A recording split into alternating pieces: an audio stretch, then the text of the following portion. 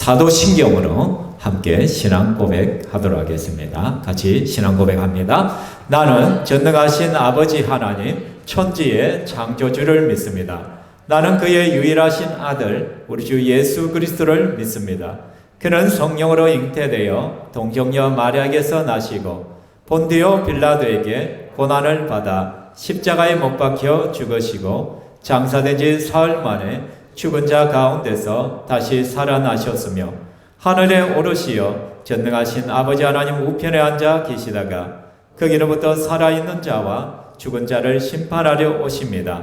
나는 성령을 믿으며 거룩한 공교회와 성도의 교제와 죄를 용서받는 것과 몸의 부활과 영생을 믿습니다. 아멘. 이 시간 우리 함께 찬양할 때 찬양이 언제나 넘치면 우리 힘차게 찬양할 수 있기를 바랍니다.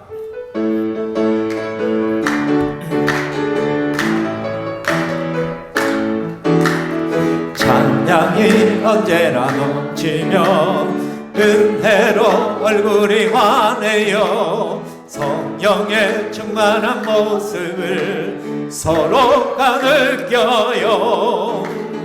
할렐루 할렐루 손뼉 치면서 할렐루 할렐루 소리 외치며 할렐루 할렐루 두 주님을 찬양해요. 감사가 언제나 넘치면 은혜로 얼굴이 환해요. 성령의 충만한 모습을 서로가 느껴요. 할렐루 할렐루 손뼉 치면서 할렐루 할렐루 소리 외치며 할렐루 주님을 찬양해요. 사랑이 언제나 넘치면 은혜로 얼굴이 환해요. 성령의 충만한 모습을 서로가 느껴요. 할렐루 할렐루 손뼉 치면서 할렐루 할렐루 소리 외치며 할렐루 할렐루 두 손을 들고 주님을 찬양해요. 기도가 언제나 넘치면 은혜로 얼굴이 환해요. 성령의 충만한 모습을 서로가 느껴요. 할렐루 할렐루 손뼉 치면서 할렐루 할렐루 소리 외치며 주님을 찬양해요. 할렐루야. 찬양의 기쁨이 성령이 충만하면은 우리 얼굴에서부터 표가 난다고 했습니다. 주위 사람들이 느낀다고 했는데 옆에 사람이 느껴져요? 성령이 충만함이? 기쁨이 충만함이? 저번에 어떤 부흥회에 제가 작사한 게 김영주 목사님이라는 분이 계신데 그분은 자기 교회 찬양팀은 전부 다 환자들로 구성되어 있대요. 특별히 찬양팀 인도자부터 해서 찬양팀은 앞에는 전부 다 암 환자로 구성되어 있대요. 왜 그렇게 했느냐? 그 교회는 음악성은 포기하고 생명 살린다. 그런 목적이에요. 왜? 앞에서 찬양을 열심히 하면은 암세포가 죽고 암이 회복되어지고 질병이 낫는 것을 분명하기 때문에 그것을 믿기 때문에 모든 찬양팀은 앞에 암 환자들로 구성돼요. 저 그거 보고 굉장히 충격을 받았어요. 왜냐하면 실제적으로 이거는 미국에서 검증이 된 결과거든요. 암센터에서 찬송을 많이 하고 기뻐하고 감사하고 막 하면은 암세포가 아주 확연하게 차이가 날 정도로 그랬거든요. 저는 우리 신평교회 성도들이 찬양을 할 때 정말 하나님의 치유들을 경험할 수 있기를 소망합니다. 비록 내가 찬양팀 앞으로 나오진 않았지만 여러분 찬양할 때 최선을 다해서 찬양하십시오. 정말 기쁨으로 찬양하십시오. 그러다면 오던 병도 달아납니다. 이미 든 병이 있다면 하나님께서 치유하기 시작할 것입니다. 암세포가 알아서 여러분의 질병세포들이 알아서 꽁지를 감추고 도망칠 줄 믿습니다. 이 시간에 우리 함께 다시 한번 이 찬양하겠습니다. 찬양이 언제나 넘치며 여러분 얼굴에 표가 나기를 원합니다.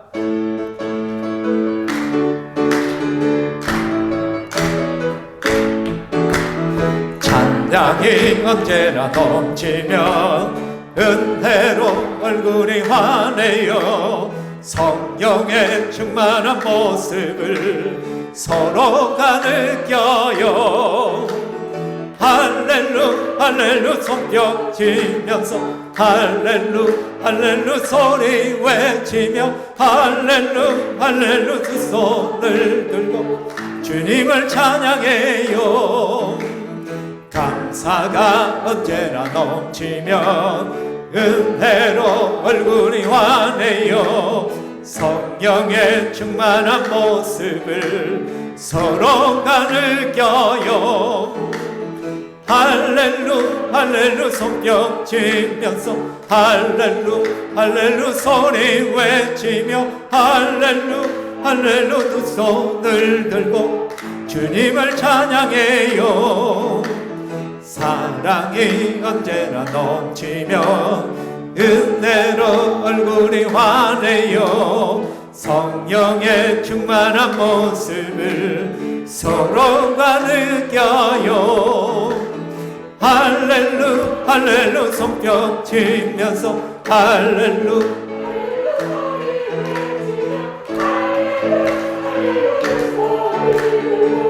주님을 찬양해요.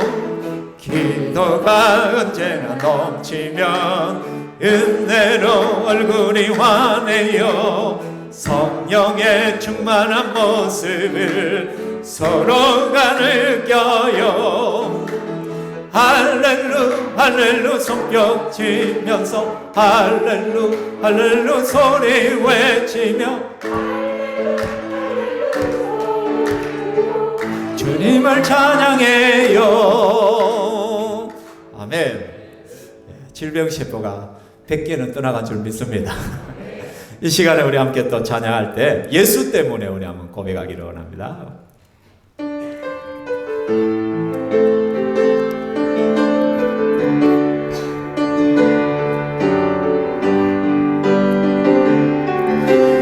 위대한 그 사랑으로 십자가 주님 지셨네. 세상 속에 빛 되었네.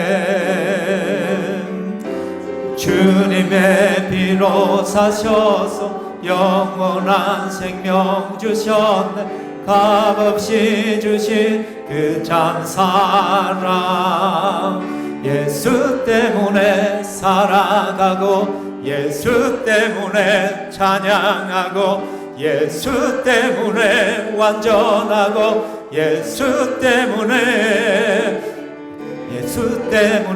살아가고 예수 때문에 찬양하고 예수 때문에 완전하고 예수 때문에 사랑받고 예수 때문에 행복하고 예수 때문에 의롭고 예수 때문에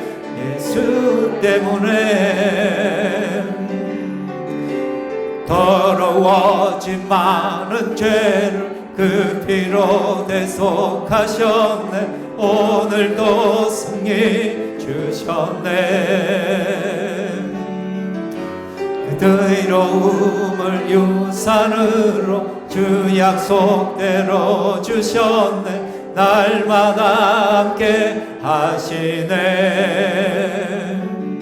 예수 때문에 살아가고 예수 때문에 찬양하고 예수 때문에 완전하고 예수 때문에 살아가고 예수 때문에 찬양하고 예수 때문에 완전하고 예수 때문에 사랑받고 예수 때문에 행복하고 예수 때문에 의롭고 예수 때문에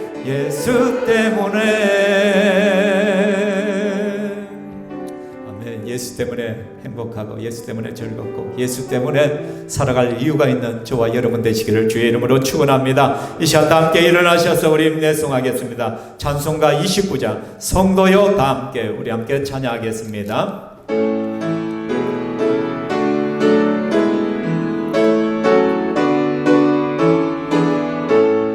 성도여 다 함께 할렐루야 주 찬양하여라 할렐루야 주 보좌 앞에서 택하신 은혜를 다 찬송하여라 할렐루야 만문을 열어라 할렐루야 온 하늘 울려라 할렐루야 인도자 되시며 제구가 되신 주 그 사랑 끝없다 할렐루야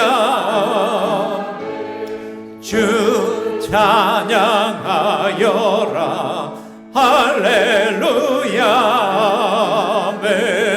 찬양은 끝없다 할렐루야 거룩한 집에서 주는 종길이며 늘 찬송 부르자 할렐루야 아멘. 자리에 앉으시고요 기도하겠습니다. 만왕의 왕 되신 여호와 하나님을 찬양합니다. 죄인들을 불러서 하나님 자녀 되게 하시고 예배자로 세워주신 하나님의 크신 은총을 찬양합니다. 지난 한 주간도 우리는 연약하지만 때를 따라 돕는 은혜로 함께 하시고 이 순간까지 보호하시고 인도하시다가 이 자리를 인도하신 하나님을 찬양합니다. 하나님 우리의 입술 가운데 늘 하나님을 향한 찬양과 감사만이 넘쳐날 수 있도록 인도하여 주시옵소서. 또한 이 시간 우리의 죄를 회개합니다. 주의 말씀을 듣고 주의 진리의 말씀을 아는 자임에도 불구하고 하나님이 원하시는 길이 아니라 내가 하고 싶은 길, 내가 살고 싶은 대로 살아왔던 우리의 제약된 삶을 주 예수 그리스도의 십자가 앞에 내려놓사오니 오늘도 주의 말씀과 은혜로 깨끗하게 하여 주시옵소서. 주 성령 하나님께서 우리를 붙들어 주시오며 우리가 하나님 말씀을 따라 주 예수를 닮은 하나님의 자녀로서의 삶을 살아갈 수 있도록 도와주시옵소서. 예수님을 닮아서 더욱더 긍휼히 여기는 마음이 충만하게 하시고 섬김과 헌신이 더욱더 뚜렷하게 나타나는 우리의 삶이 되게 하여 주시옵소서. 나는 죽고 예수로 살아가기를 원합니다. 하나님의 말씀에 다스림을 받으며 늘 순종하는 삶이 되기를 원합니다. 주여 하나님께서 우리 마음을 받으시옵고 주여 우리를 도와주시옵소서. 이 시간에도 우리가 하나님의 말씀 앞으로 나아가고자 합니다. 부족한 종이 하나님 말씀을 전가합니다. 성령 하나님께서 부족한 종의 입술을 붙들어 주시어서 살아계신 생명의 말씀만이 밝히 선포되어지고 드러날 수 있도록 인도하여 주시옵소서. 말씀을 듣는 모든 심령마다 겸손한 마음을 주시고 주의 말씀을 사모하는 심령으로 충만하게 하여 주시옵소서. 주의 말씀이 들려지게 하시고 주의 말씀이 깨달아지게 하시고 주의 말씀 앞에 감동되게 하여 주시고 그 말씀 앞에 결단하며 순종하는 저희들 되게 하여 주시옵소서. 이 시간 말씀을 듣는 가운데 예배하는 순간에 성령께서 치유의 강선을 발하시고 우리의 영육을 강건하게 하시고 치유하시고 회복시켜 주시옵소서. 주의 기쁨이 되는 교회가 되게 하시고 주님 마음을 시원케 해드리는 신평교회가 되게 하여 주시옵소서. 다음 주에는 성탄절로 하나님 앞에 나아가게 될 때인데 우리 성도들 한 사람 한 사람마다 주의 재림을 기다리며 그 성탄의 크신 은혜에 감사하며 찬양하는 한 주간이 될 수 있도록 도와주시옵소서. 이 시간 찬양대가 하나님을 높여 찬양합니다. 주여 받아 주시옵소서. 우리의 모든 삶이 하나님 앞에 찬송의 인생 되게 하여 주시옵소서. 영광 받으실 하나님을 찬양하며 살아계신 예수님 이름으로 기도합니다. 아멘.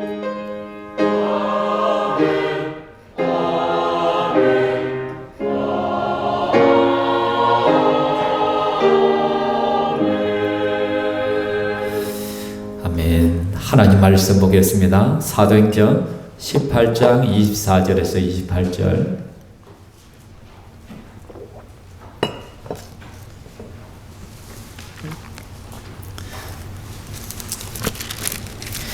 사도행전 18장 24절부터 28절까지 말씀입니다. 제가 봉독해 드리겠습니다. 알렉산드리아에서 난 아볼로라 하는 유대인이 에베소에 이르니 이 사람은 언변이 좋고 성경에 능통한 자라. 그가 일찍이 주의 도를 배워 열심으로 예수에 관한 것을 자세히 말하며 가르치나 요한의 세례만 알 따름이라. 그가 회당에서 담대히 말하기 시작하거늘 브리스길라와 아굴라가 듣고 데려다가 하나님의 도를 더 정확하게 풀어 이르더라. 아볼로가 아가야로 건너가고자 하므로 형제들이 그를 격려하여 제자들에게 편지를 써 영접하라 하였더니 그가 감에 은혜로 말미암아 믿는 자들에게 많은 유익을 주니 이는 성경으로서 예수는 그리스도라고 증언하여 공중 앞에서 힘있게 유대인의 말을 이김이르라. 아멘. 찬양대 찬양하겠습니다.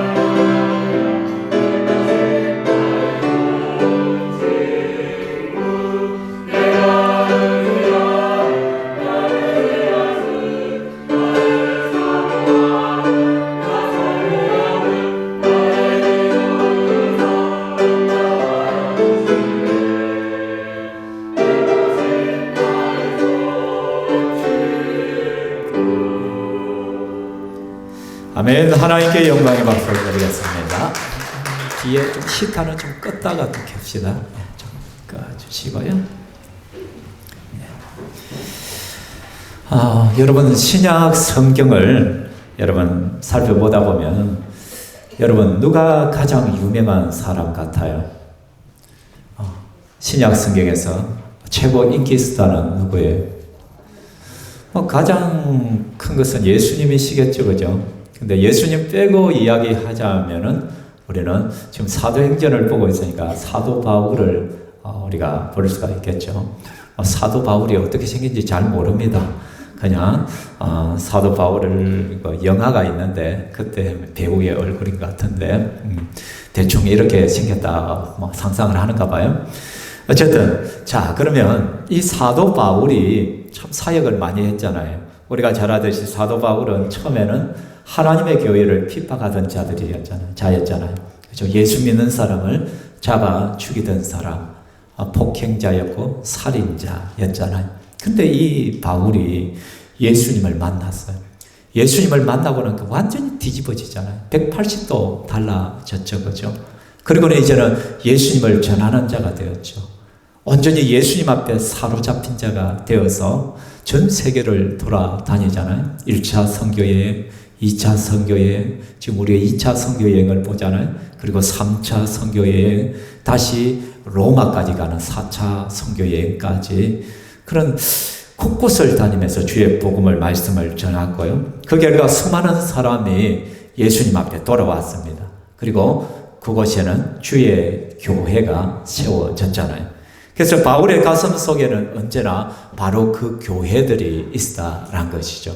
그렇다면 여러분, 그러한 많은 교회들 가운데 바울의 마음을 가장 사로잡았던 교회는 어느 교회였을까요?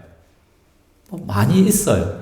그런데 제가 볼 때는 아마 데살로니가 교회가 아닌가 저는 그렇게 봅니다. 왜냐하면 데살로니전서 1장 2절에 보면 우리 같이 한번 읽을까요? 시작. 우리가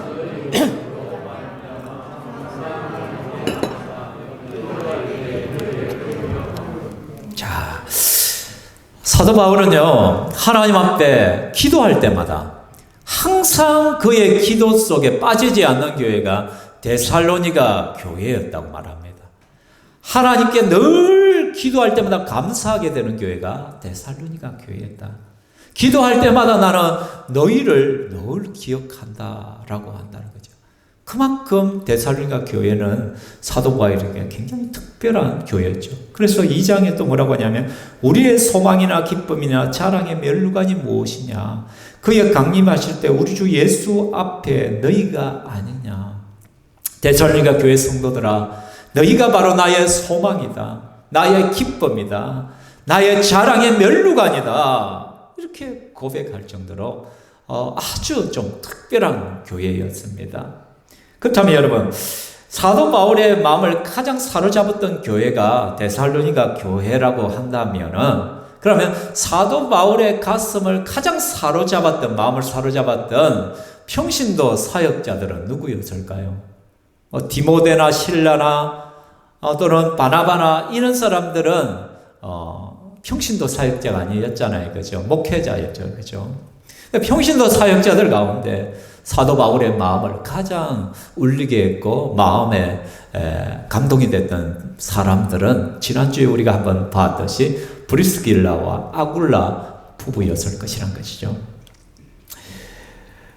우리가 이미 살펴본 대로 브리스길라와 아굴라는 정말 사도 바울이 필요로 할 때 고린도에서 혼자 떨어져서 굉장히 위축되고 힘들어하고 두려움에 떨고 있을 때 그의 동력자가 되어줬잖아요. 자기들의 집을 내면서 그죠? 그래서 로마서 16장 3절에 너희는 그리스도 예수 안에서 우리 나의 동력자들인 브리스가와 아굴라에게 문안하라 라고 말하는 거죠. 로마에 있는 교회들 성도들에게 편지를 쓰면서 지금 로마에 있는 브리스가와 아굴라를 너희들은 문안해라. 그만큼 마음을 사로잡았던 사람들이었다는 것이죠. 그렇다면 이 브리스길라와 아굴라는 대체 어떤 사람이었기 때문에, 사도 바울에게 어떤 인물이었기 때문에 이렇게 그의 마음을 사로잡을 수가 있었느냐. 첫 번째는 부부 모두가 하나님께 헌신된 사역자들이었다는 것이죠. 이게 왜 중요하냐? 교회들마다 헌신자들이 있어요. 그런데 보면은 아내가 굉장히 열심히면 대체적으로 보면 남편들이 뭔가 좀 뒤처져 있어. 남편이 신앙적으로 글을 쓰고 열심히 하면은 뭔가 아내들이 또 좀 뒤로 처지는 경우들이 대부분이더라고요. 이런 것들을 교회 속에서 흔히 볼 수가 있단 말이에요. 근데 남편과 아내가, 부부 모두가 정말 하나님 앞에 깨어서 한 마음 한 뜻이 되어서 하나님의 교회를 잘 섬기는 헌신된 그 가정은 그렇게 많지가 않더란 것이죠. 그렇죠? 그런데 오늘 본문에 보면 브리스길라와 아굴라는 부부 모두가 온전히 하나님께 헌신된 사역자였더란 것이죠. 여러분, 그래서 성경에서 가장 이상적인 부부를 뽑으라면 브리스길라와 아굴라가 단연 1등입니다. 항상 브리스길라와 아굴라. 그래서 기도할 때 브리스길라와 아굴라와 같은 부부가 되게 해달라고 기도를 하잖아요. 그죠? 여러분, 창세기에 보면은 하나님께서 천지를 창조하시죠. 그리고는 에덴 동산을 두시고 그 천지 창조를 할 때 맨 마지막에 아담, 사람을 창조하셨잖아요. 그죠? 근데 그 아담에게 하나님께서 세 가지의 선물을 주셔요. 세 가지의 어떤 제도를 허락하여 주시는데 그 세 가지가 뭐냐면 첫 번째는 안식일 제도예요. 진정한 쉼과 안식이 우리에게는 필요하다는 것이죠. 6일 동안은 열심히 일을 하고 7일째는 쉬란 것이죠. 하나님 앞에서 안식하고 쉼을 통해서 회복의 시간을 가지라는 것이죠. 여러분, 쉼이란 것, 안식이란 것은 우리의 육체의 안식과 쉼만 필요한 것이 아니라 우리 영혼의 안식과 쉼도 필요하다는 거예요. 그래서 우리가 주일날 이 자리에 나와서 하나님 앞에 예배 드리는 거, 이것은 우리의 영혼이 안식을 누리고 영혼이 쉼을 얻는 시간들이고 또 남는 시간들은 나의 육체의 쉼과 안식을 얻는 시간이란 것이죠. 또한 두 번째 주신 것이 사역이에요. 노동이에요. 오늘 많은 사람들이 일을 갖다가 밥벌이 수단으로만 생각을 하는데 하나님께서는요, 노동을 복으로 주신 거예요. 생육하고 번성하고 충만하라. 정복하고 다스리라. 하나님께서 주신 에덴을, 이 땅을 정복하고 다스리는 사역, 노동이죠. 이것은 하나님께서 우리에게 주신 축복이란 말이에요. 그 사역을 통하여 하나님의 영광을 드러내란 거예요. 여러분, 직장 속에서 빛과 소금의 삶을 살아내라는 것이죠. 예수 이름이 증거되도록 하라는 것이죠. 그리고 또 뭐냐면 가정을 주셨어요. 아담이 독취하는 것이 좋지 않게 보여. 내가 그를 위하여 돕는 배필을 그에게 지으리라 했잖아요. 돕는 배필을 주셨어요. 왜? 뭐를 위하여? 아담이 사역을 할 수 있도록, 주의 사역들을 감당할 수 있도록 돕는 배필로 아내를 주셨다는 것이죠. 함께 동력에서 하나님 주신 사역을 감당하라는 것이죠. 그래서 이 세 가지가 트라이앵글로 연결이 되는 거예요. 세 개가 다 돌아가요. 안식일을 제대로 지켜보지 않으면 쉼과 안식이 없기 때문에 노동의 문제가 발생해요. 노동의 문제가 발생되면 가정이 깨질 수밖에 없어요. 항상 가정이 깨어지는 거 보면 물질의 문제들 때문에 서로 다투고 싸우고 깨어지는 일들이 많아지잖아요. 그렇죠? 그래서 이 가정이 화목하면 어떻게, 함께 가정이 화목해질 때 함께 신앙과 연결돼요. 부부끼리가 깨져버리면 신앙생활도 굉장히 어려워요. 그러니까 이 세 가지는 다 맞물려 있는 것이란 것이죠.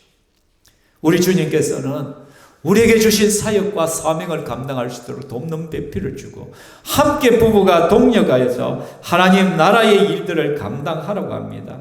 그래서 남편과 아내를 주신 이유는 함께 마음을 모아서 하나님 나라를 섬기라는 것이죠.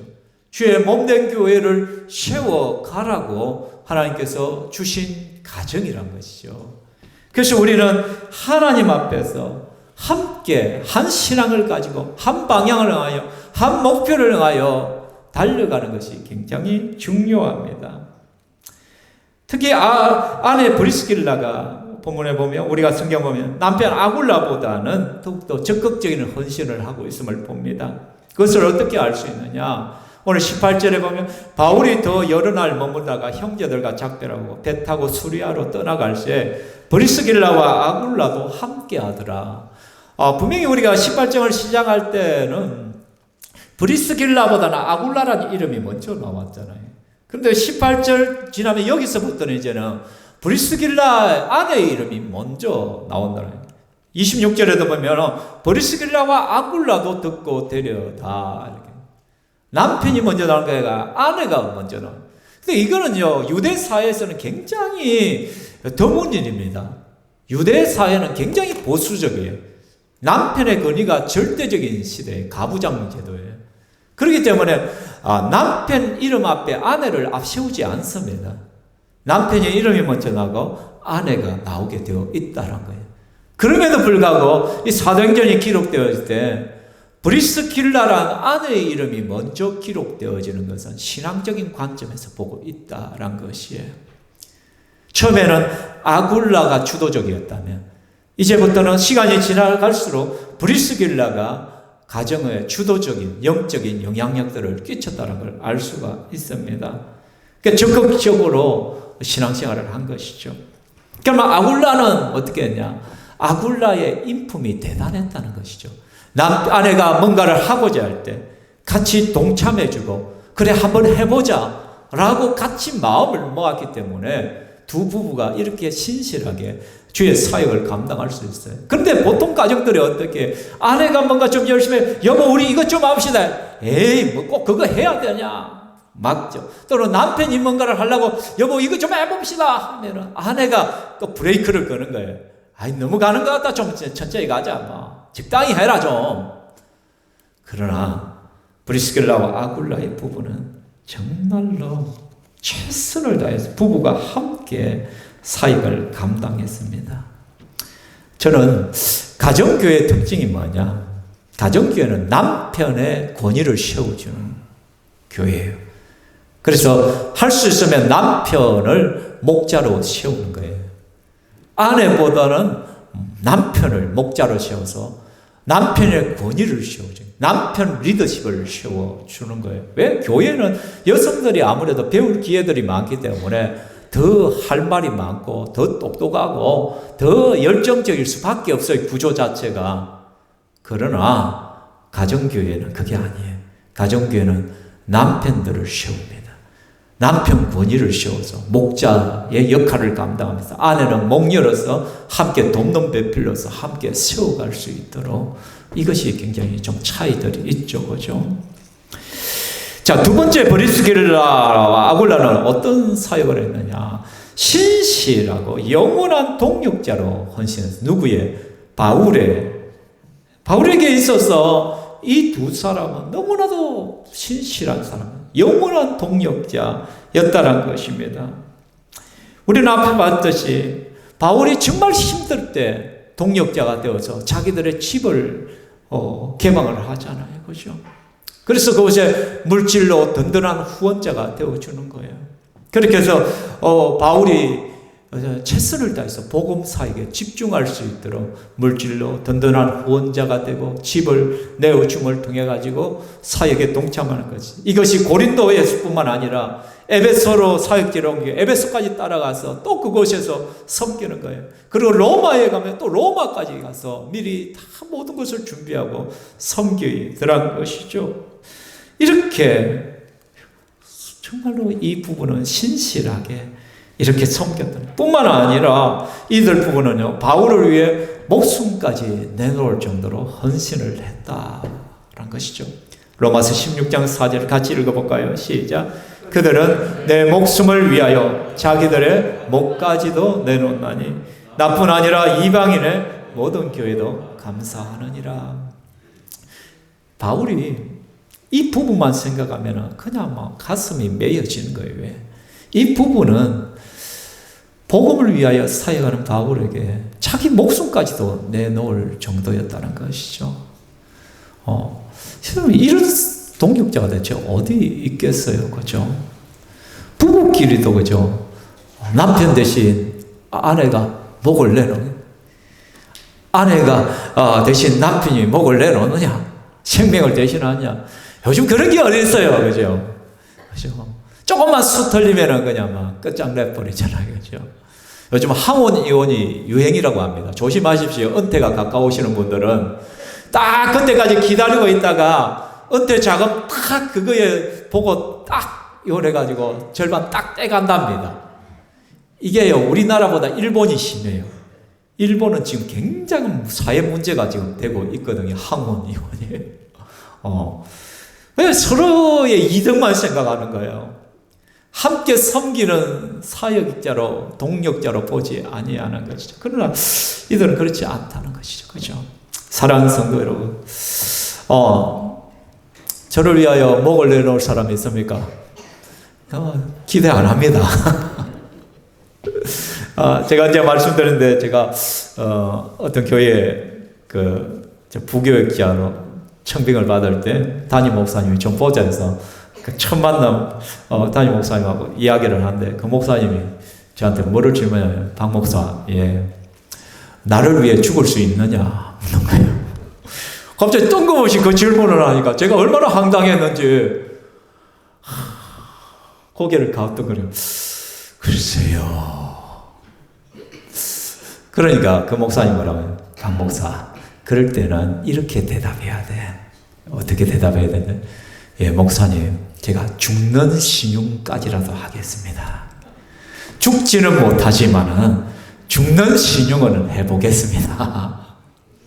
그 목사님의 말이 늘 좀 마음에 울리고 있어요. 실제적으로 내가 실제 목을 내놓을 수 있냐? 누군가를 대신할 누가 그렇게 가능해요? 내 힘으로는 절대 못하지.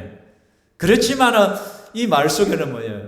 그런 각오와 마음을 가지고 좀 최선을 다해 나와 함께 동력하자, 섬기자는 그런 마음이 있지 않겠어요, 그렇죠?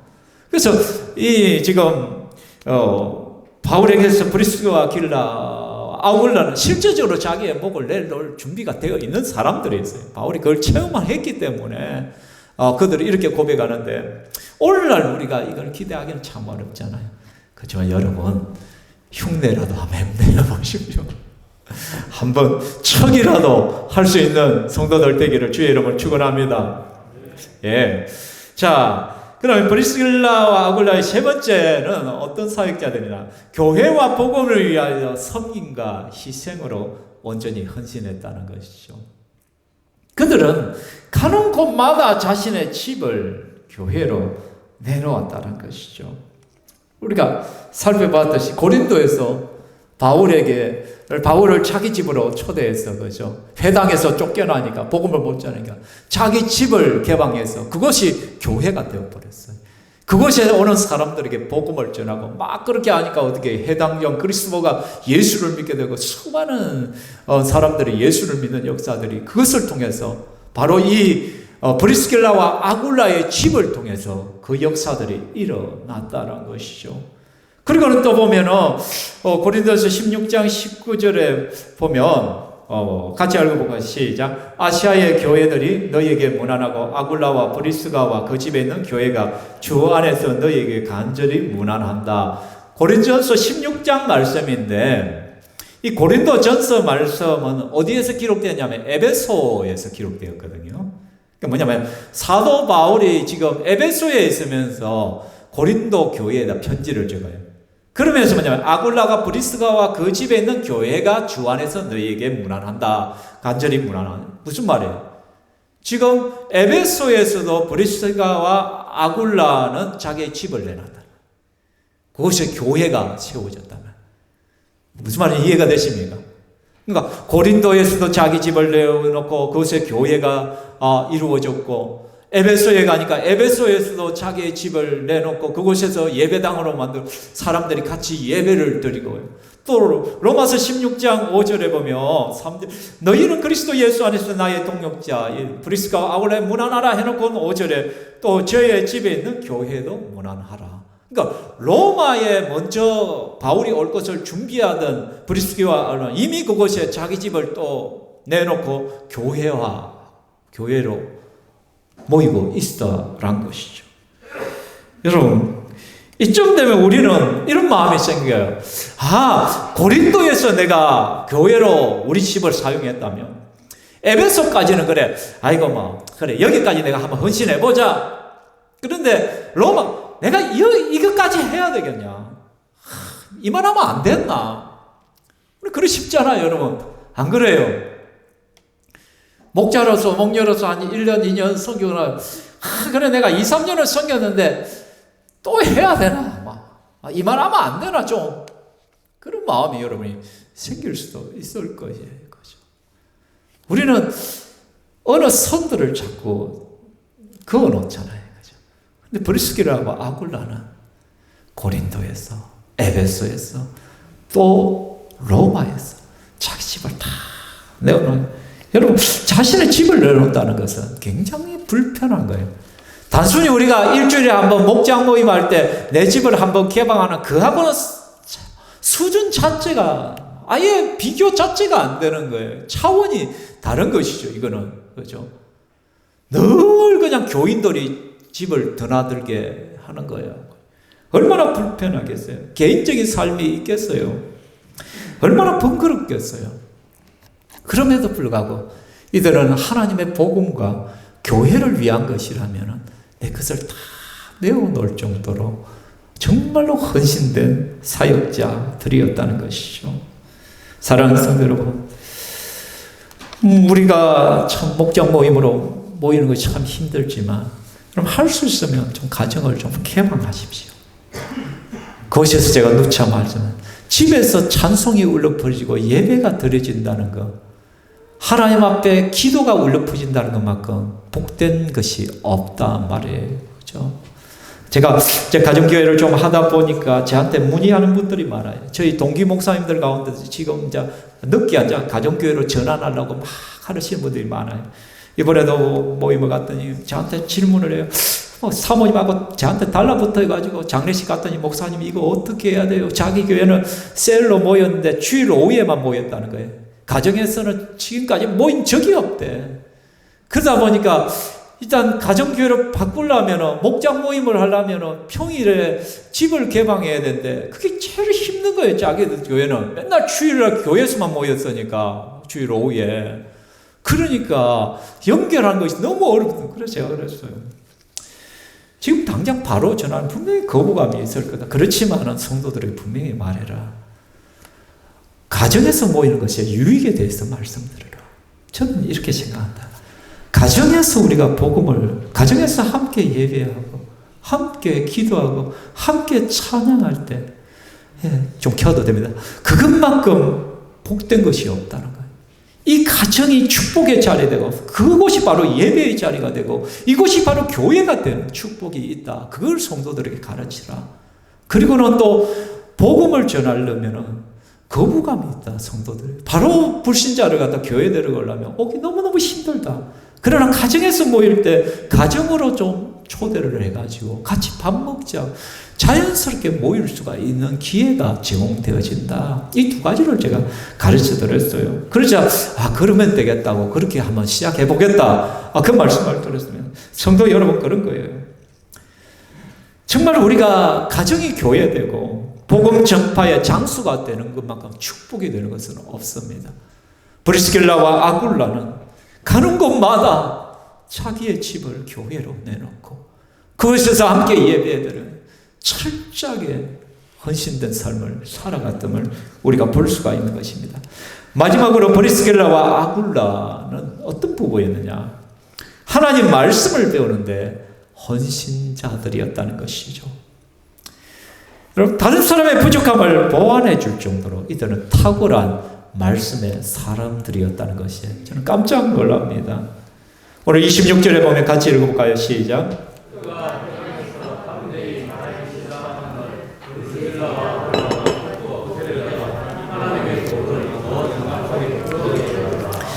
브리스길라와 아굴라가 이제 에베소에 머물고 있었어요. 지금 바울이 2차 선교 여행을 마치고 자 돌아가는 거예요. 안디옥으로 다시 돌아가는데요. 그 돌아가는 과정 속에 에베소를 지나서 또 배 타고 가야 되기 때문에 에베소에 가는 거예요. 근데 그 에베소에서 바울은 다시 안디오로 돌아가고 브리스길라와 아굴라는 잠시 에베소에 머물게 해요. 그래서 나중에 3차 선교 여행 다시 만나게 되어지거든요. 여기서 아굴라는, 오늘 여기에 보면은 아볼로라는 한 사역자가 나타난 거예요. 이 사람이 아주 복음에 열정이 있는 거예요. 그래서 열심을 내어서 유대인들에게 하나님 말씀을 주는 거예요. 예수 그리스도에 대해서 증거를 하는 거예요. 그런데 아볼로가 굉장히 열정이 있음에도 불구하고 가만히 그 설교를 듣다 보니까 한 게 부족한 금이죠. 아볼로가 아는 세례는 세례 요한의 세례밖에 모르더라고요. 이미 예수 그리스도를 통하여 죄사함의 세례가 베풀어졌고 예수 그리스도 안에서 베풀어지는 죄사함의 용서의 세례가 있음을 알지 못하더란 것이죠. 그래서 이 부분을 알고는 조용히 브리스길라와 아굴라가 이 아볼로를 자기 집으로 초대를 한 거예요. 집에 초대. 아마 식사를 대접하겠죠. 식사를 대접하면서 아주 겸손하게 그 부분을 이야기를 했을 거예요. 사도 바울에게 배웠던 내용들을 실제 이러이러한 부분들이 있다라는 것들을, 그죠? 아마 아주 인격적으로 했을 것이에요. 좀 인격이 안 된 사람들은 어떻게, 덜 된 사람들은 에이 사역자가 내가 그것도 모릅니까? 이 정도는 아는, 나도 아는데 그거 몰라요? 이게 이랬다 있지 않습니까? 뭐 이런 식으로 이야기를 하겠죠, 그죠? 그러나 브리스길라와 아굴라는 자기 집으로 초대했다는 것은 굉장히 겸손하게 청해서 식사를 대접하면서 마음에 상하지 않도록 아주 지혜롭게 이 부분을 이야기했다. 그러자 아볼로 역시 그걸 겸손하게 말씀을 받고는 그 후에 아볼로의 사역이 바뀌어요. 그가 설교할 때마다 능력이 나타나는 거예요. 유익이 있는 거예요. 더 많은 사람들이 예수를 믿게 되고 복음의 열매들이 맺혀지게 되더란 것이죠. 사랑하는 성도 여러분, 믿어지십니까? 평신도 브리스길라와 아굴라가 사역자에게 말씀을 지금 가르쳐 주고 있다는 거예요. 평신도가 지금 목회자의 부족함을 좀 채워주고 있다는 것이죠. 여러분, 이것이 어떻게 가능했겠냐고요? 어떻게 가능했냐? 그것은 바로 이 브리스길라와 아굴라가 바울로부터 말씀을 굉장히 열심히 배웠다는 거예요. 1년 6개월 동안 고린도에 머물 동안 그 바울이 선포하는 메시지들을 늘 마음으로 받고 그것을 묵상하고 베레아 사람들 같이 그걸 확인하고 공부하고 내 것으로 만들었을 것이에요. 그리고 그 고린도에서 에베소까지 가는 동안 늘 그 가는 길에도 달라붙어서 한마디 한마디 하는 것을 귀 기울여 들었을 것이란 거예요. 그렇게 교육을 받고 말씀을 가르침을 받다 보니까 은연중에 말씀이 굉장히 풍성한 사람이 되어 있는 것이에요. 그러니까 말씀을 가르쳐 줄 수 있을 정도의 탁월한 평신도 말씀 사역자가 되어 있더란 것이에요, 여러분. 제가 계속 여러분들이 강조하는 건 뭐예요? 흡수율입니다. 흡수율. 한 번 듣고 모른다는 것이에요. 자꾸 여러분 들어야 된단 말이에요. 그래서 유튜브 설교를 계속 들으라고 반복적으로 들으라는 것이 뭐예요? 처음에는 30%밖에 안 들리던 것이 나중에는 50%가 들리고 나중에 70%가 들리고 나중에는 거의 90%가 들린다. 내 것이 되어지는 역사들이 일어난다는 것이죠. 여러분, 서당계 3년이면 뭐를 낸대요? 풍어를. 여러분, 서당계 3년이면 개가 천자문을 떼요. 그런 일이 있대요. 그러면 우리가 예수 믿고 교회 생활 3년 정도 했으면 막 내 입에서 줄줄줄줄 말씀이 새어 나올 수 있어야 되는 거예요. 복음을 전할 수 있어야 된단 말이에요. 예수 십자가와 부활에 대해서 담대하게 선포할 수 있어야만 된다는 것이죠. 기초적인 것은 내 안에 들어 있어야 된다는 거죠. 그런데도 여러분, 사람 앞에 서면 말문이 잡혀요. 그런 게 뭡니까? 전도집 하나 뚝 주고는 교회 올라만 오고 시간 내가 한번 오소. 뭐 그거밖에 안 되는 거야. 그거밖에 안 되는 거야. 잡아놓고 예수님이 어떻고 왜 우리가 예수님을 믿어야 되고 하나님의 말씀이 왜 진리고 성경에 이런 말씀도 있는데 그렇게 이야기할 수 있는 말씀의 사역자들이 평신도라고 못할 일이 어디 있어요? 반복적으로 하는데 얼마든지 말아. 여러분, 그 유튜브에 보면은 그 개그맨 조혜련 씨가요, 성경을 가르쳐요. 아, 이거 진짜 자존심 상하는 영역인데. 조혜련 씨가 구약 성경을 가르치고 신약을 가르치더란가, 성경 66권을. 근데 잘해요. 근데 유튜브를 통해서 그렇게 하려면 그 준비 과정이 어떻게 했냐는 거예요. 굉장히 많은 시간을 투자해가지고 그가 공부했을 거예요. 자기 머리에서 나왔겠어, 그거. 다양한 목회자들의 설교라든지 목회자들의 강의들을 갖다가 청취를 하고 자기 나름대로 정리하고 막 그래가 자기 말로 만들어가지고 재밌게 해가지고 각색해가지고 그렇게 막 이야기하는 거예요. 그렇게 많은 사람들이 그걸 듣고 있더란 것이에요, 여러분. 개그맨이 웃길 줄만 아는 줄 알았는데 성경도 잘 가르쳐. 우린 그걸 보면서 부끄러워할 줄 알아야 돼. 우리 어르신들 시간이 남아돌아 그냥. 맞죠, 그죠? 그러면 그 시간은 뭐예요? 요즘 뭐 폰 같은 거 잘 돼 있으니까 설교를 몇 번씩 들어보고 또 유튜브에서 좋은 거 있으면 또 들어보고 그렇게 해가지고 내가 말씀을 자꾸 키워감이 필요하다는 것이죠. 브리스길라와 아굴라가 이런 헌신된 섬김을 할 수 있었던 것은 말씀을 알기 때문에. 하나님의 말씀이 있으면 믿음이 생기잖아요. 그 믿음이 생기면 섬기고 싶잖아요. 하나님 앞에 하나님 나라와 하나님 영광을 위하여 교회를 위하여 살고 싶은 마음이 생겨나게 되는 것이죠. 당연히 믿음이 생기는 거. 그러니까 말씀이 없으니까 믿음이 안 생기고, 믿음이 없으니까 내 마음대로 살고 싶고 내 하고 싶은 대로 살고 내 기분대로 그렇게 살아가는 것이죠. 말씀을 맺고자 합니다. 19세기에 미국의 대부흥운동을 일으켰던 여러분 무디라는 분이 계십니다. D.L. 무디 목사님이 계신데요. 근데 이 D.L. 무디 목사님은요, 초등학교밖에 졸업을 안 했어요. 초등학생 졸업장이 그밖에 없어요. 그런데 또 그분의 직업이 뭐냐면 구두 수선공이었어요. 어릴 때부터 너무 가난하니까 학교를 다닐 수도 없고, 그러니까 어릴 때부터 구두 닦기 하면서 생활을 한 거예요.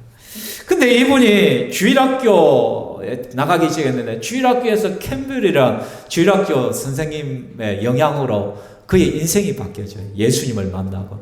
그래서 그가 신앙을 가지게 되고, 그리고 그가 제일 먼저 한 게 뭐냐면 어린이들을 전도했어요. 아이들에게. 왜? 자기가 초등학교밖에 못 나왔으니까 감히 어른들에게는 잘 전도 못 하겠다는 거예요. 그런데 어린 아이들에게는 내가 교회에서 들은 것을 가지고 할 수 있겠더란 거예요. 그래서 어린 아이들에게 말씀을 가르치기 시작했는데요, 이 부흥이 일어난 거예요. 가르치기만 하면 아이들이 교회로 와. 그러니까 한때 1000명이 넘는 주일학교를 운영을 한 이분이.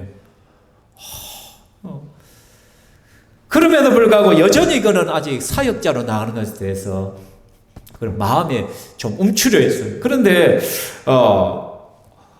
헤네스 발레리라는 목사님의 부흥회에 참석했는데, 그 목사님이 뭐라고 설교를 하냐면, 같이 읽어볼까요? 시작. 하나님께서는 세상 사람 중에서 전적으로 온전히 헌신한 사람과 함께 하시며 그 사람을 통하여 그 사람 안에서 역사하십니다. 이 목사님의 설교는, 여러분, 하나님의 나라의 이런 사역은 돈으로 하는 것도 아니고 지식으로 하는 것도 아닙니다. 똑똑하다고 할 수 있는 것이 아닙니다. 하나님께서는 세상 사람 중에서 하나님께 전적으로 헌신하는, 온전히 자신을 던질 수 있는 그런 헌신된 사람과 함께 합니다. 그 헌신된 사람을 통하여 그 사람 안에서 하나님은 역사하기 시작하십니다. 이 설교를 들으니까 막 가슴이 뜨거워지기 시작하는 거예요. 야, 그렇다면 나도 할 수 있겠다. 내가 비록 돈도 없고 비록 많이 배우질 못했지만 그런 내가 주님을 위해 살고 싶은 헌신된 마음은 내 속에 있다는 거예요. 그럼 나도 하나님 나라의 사역자가 될 수 있겠다. 그래서 이제 목회의 길을 걷게 되어진 거예요. 그리고는 미국과 영국의 18세기 대부흥 운동을 일으켜요. 이분이 가는 곳마다 수많은 사람들이 예수를 믿고 구원을 얻고 교회가 세워지고 회심의 역사들이 일어나는 일들이 벌어지는 거예요. 그래서 지금도 보면 D.L. 무디 목사님에 따라서 무디 성경학교가 있죠, 그죠? 그 무디 성경학교는요, 가난하고 못 배우고 학업을 제대로 못한 그런 분들이 누구나 와서 배울 수 있도록 학비를 면제해주고 그렇게 하는 그런 신학교가 있어요. 그 무디의 신앙, 그 삶을 본따서 만든 신학교거든요. 사랑하는 성도 여러분, 하나님은 지금도 무디와 같은 하나님께 온전히 전적으로 헌신된 사람을 찾으십니다. 아멘. 브리스길라와 아굴라 같이 하나님께 온전히 헌신된 가정을 찾으십니다. 브리스길라는 바울의 평생의 동력자가 되었습니다. 자기 집을 공개하고 물질로 섬기고 말씀으로 섬기고 연약한 분들을 돌봐주고 막 그렇게 할 수 있어요. 그래서 여러분, 연세 들어도 할 수 있어요. 여러분, 우리의 뇌는 잘 속아요. 우리의 뇌는요, 내가 하는 말에 따라서 움직이게 되어 있어요. 그게 뇌의 구조예요. 하나님이 그렇게 만들어 놨어요. 그래서 아이고 나는 이제 못하겠다, 안 할란다 하면요, 그 뇌가 움직이기 시작하면 내 몸 전체가 스탑해버려요. 기능들이 안 할란다, 못해, 안 해, 아이고 아파 죽겠다, 내 입으로 그걸 선포하는 순간에 내 온몸의 기관들이 거기에 따라서 움직이기 시작하는 거예요. 그런데 야, 한번 해보자. 하나님 앞에 한번 열심히 해보자. 주님께서 힘 주시면 할 수 있어. 그래, 힘들어도 한번 기도의 자리에 나가보자. 어렵지만 예배의 자리에 한번 서보자. 내가 부족하지만 좀 섬기고 나가보자. 해보자. 그러면요, 내 몸이 움직이기 시작해요. 세포들이 활성화가 일어난다니까. 내가 움직이기 시작한다니까. 막 그렇게 하다 보면 주님 앞에서 사역을 할 수 있는 거예요. 근데 자꾸 우리 스스로가 제한을 해버려요. 아이고 나 이제 안 돼, 못하겠다, 그냥 쉬어야지, 아이고 그만해야지. 여러분, 제가 전에 말씀한 사역을 여러분 넣으면 빨리 갑니다. 주님께 빨리 가고 싶으면 아무것도 안 하면 돼요. 근데 내가 주님 앞에서 좀 오래 살고 싶은 분이 있으면 뭐라도 하십시오. 교회 사역을 뭐라도 붙드십시오. 하다 못해 교회에 휴지라도 하나 지으시고 화분이라도 하나 가꾸시고. 요즘 고양이가 와가 화분들을 엎어버리고 똥 싸고 별짓을 다 해야죠. 그죠? 그 화분도 정리도 좀 해보시고 교회 줄도 한번 맞춰보시고, 가장 중요한 건 기도 좀 해주이소. 저를 위해 좀 기도 좀 해주이소.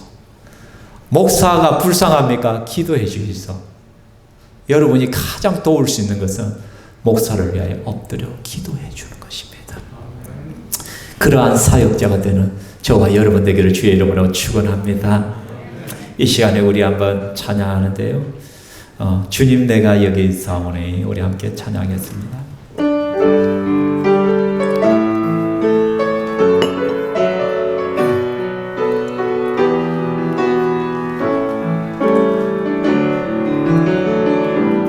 주님 내가 여기 할 수 주소서. 가진 것 모두 다 주께 드리오니 주 받으옵소서.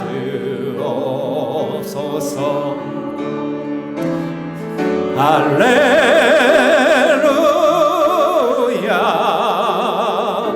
할렐루야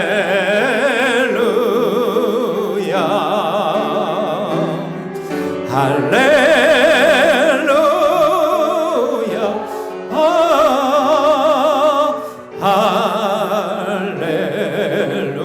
할렐루야 할렐루야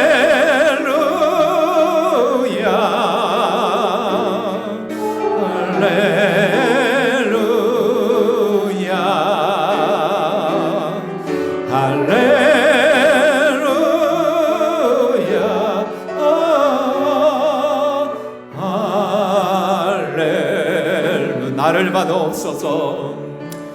나를 받으옵소서.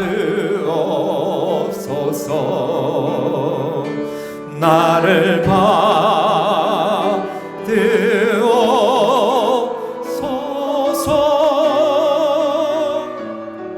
이 시간 기도할 때요, 여러분, 우리 모두는 사역자입니다. 하나님 나라의 사역자입니다. 오늘 사역 지원서가 뒤에 있을 것입니다. 여러분, 조그만 영역 하나라도 하십시오. 솔직히 목요일날 우리 연세대에 70이 넘었고 80이 넘으신 분들이 교회 와서 교회 청소를 하고 있습니다. 저는 그 모습을 보면 참 마음이 너무 아픕니다. 한편으로는 너무너무 감사하고 한편으로는 마음이 너무 아프고, 좀 다른 젊은 분들이 많았으면 우리 저분들은 좀 쉬시고 편안하게 좀 섬겨야 될 분들인데, 그 추위에도 나와서 휴지 다 정리하고 화장실 청소하고 그런 모습들을 볼 때 제 마음이 좀 짠해요. 그러면서도 또 하나님 앞에 기도합니다. 하나님, 저분들이 와서 하나님 앞에 사역을 하고 있습니다. 헌신하고 있습니다. 땀 흘리고 눈물 흘리고 있습니다. 하나님 기억하시고 하나님 복 주시고 주님 부르시는 그날까지 건강 주시어서 정말 하나님, 제가 은퇴할 그날까지 한 번도 장례식 안 치르기를 원합니다. 하나님, 모두 다 건강하게 있다고 주님 앞에 서기를 좀 기도합니다. 여러분, 나이도 핑계도 아니에요. 내가 바쁜 것도 핑계 아닙니다. 어느 영역이라도 여러분, 우리는 하나님 나라의 사역자입니다. 식당 봉사하는 거 춥고 어렵죠, 그죠? 그러나 그 조그만 것에 섬기고, 여러분, 돈으로 섬기는 것이 제일 쉽다라고 저는 말했습니다. 몸으로 섬기는 게 제일 어려운 거예요, 실제적으로는. 그래서 여러분, 어느 것이라도 좋습니다. 작은 것 하나라도 좋습니다. 하나님, 내가 올 한 해 사역자로 살아가겠습니다. 신평교회 하나님 나라와 영광을 위하여 사역자로 살겠습니다. 내게 주어진 그 사역들 최선을 다하여 감당하게 하시고, 감당할 수 있는 힘과 능력 주시옵소서, 건강 주시옵소서. 또 우리 신평교회에 많은 사역자들을 주시고 중직자들을 세워야 되는데, 하나님 준비된 자들이 좀 일어나게 해주옵소서. 다 함께 이 시간 함께 기도하겠습니다. 살아 계시는 하나님 아버지, 이 시간 우리가 하나님 앞에 나아갑니다. 주여, 하나님께서 붙드시고 응하여 주시옵소서. 사랑하는 주여, 하나님께서 교회를 공부하시고 우리 모두가 하나님 나라의 사역자임을 기억하게 해 주시옵소서. 모든 성도들이 사역을 붙들게 하시고 그 사역자의 삶을 살아갈 수 있도록 인도하여 주시옵소서.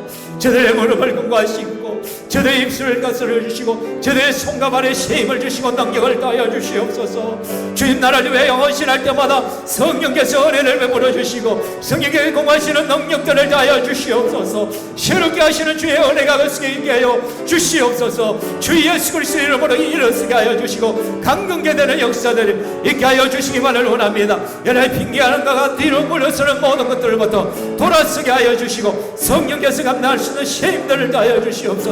하나님 나라의 사역자임을 기뻐하며 즐거워하며 감사하며 나갈 수 있도록 내 아버지여 도와주시옵소서. 그래서 중직자들도 하나님 앞에 세워지게 하여 주시옵소서. 주의 몸의 교회 일꾼들이 필요합니다. 내 아버지 하나님 일으키시고 인도하시고 주여 열어주시옵소서. 되게 하시는 내 하나님이여 도우시고 행하여 주시옵소서. 만화의 왕 되신 여호와 하나님을 찬양합니다. 이 시간에도 우리들 주 예수 그리스도의 이름으로 불러주시고 하나님 앞에 온전한 예배자로 서게 하여 주심을 감사합니다. 오늘 받은 말씀과 같이 우리 모든 성도가 하나님 나라의 사역자임을 기억하게 하여 주시옵소서. 사역이 없는 성도는 존재하지 않는다는 것을 알게 하여 주시옵소서. 하나님께서 우리의 목숨을 살려주신 것은 아직도 내가 해야 될 사역이 남아있고 감당해야 될 사명이 남아있는 줄 압니다. 그러하기에 하나님, 부족하지만 연약하지만 나이 들어있지만 그래도 하나님, 내가 기도의 자리를 지킵니다. 예배의 자리를 지킵니다. 성김의 자리를 지킵니다. 아니면 하나님 물질로서라도 하나님 섬깁니다. 아버지 하나님께서 부족한 종들의 그 마음을 받으시고 주께서 저들의 헌신 가운데 더 큰 은혜를 더하여 주시기만을 원하옵나이다. 그러나 가장 중요한 영혼의 역사들이 우리 신평교회를 통하여 더 많이 일어나게 하여 주시옵소서. 다음 주에는 성탄주일이온데 나오지 않는 자들이 성탄절만이라도 주님 앞에 나와 온전한 예배자로 설 수 있도록 주여 마음을 움직여 주시고 나오지 않는 우리의 자녀들의 마음을 움직이시고 긍구하여 주시어서 하나님 앞에 참 예배자로 설 수 있도록 도와주시옵소서. 또 이 시간 하나님, 우리 성도들 가정을 지키시고 직장에 은혜를 다하시고 막힌 것이 풀려지게 하여 주시고 열려지게 하여 주시고 병상에 있는 교들마다 오로 만드시고 치유하여 주시어서 암덩어리들이 녹아내리게 하여 주시고 무릎 간질의 연약감이 회복되어지게 하여 주시오며 하나님 모든 잘못된 질병의 세포들이 깨끗하게 치유되게 하여 주시고 튼튼하게 일어서서 주의 몸된 교회를 섬기며 나갈 수 있도록 도와주시옵소서. 우리가 하나님 앞에 믿음으로 드리는 이 헌금이 하나님 나라를 위하여 더욱더 귀하게 쓰임받게 하여 주시옵소서. 물질의 어려움을 겪는 모든 성도들의 가정에 복의 복을 따여 주시옵소서. 영광 받으신 하나님을 찬양하며 살아계신 예수님 이름으로 기도합니다. 아멘. 주 예수 그리스도의 은혜와 하나님의 사랑과 성령 하나님의 교통 위로하심의 은혜와 은사가 이 자리에 함께한 주의 권속들 머리 위에와 가정과 직장 위에 영원토록 있을지어다.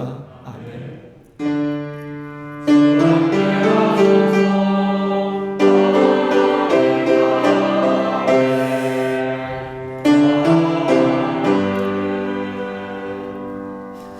하나님께 영광의 박수 올려드리겠습니다. 감사합니다.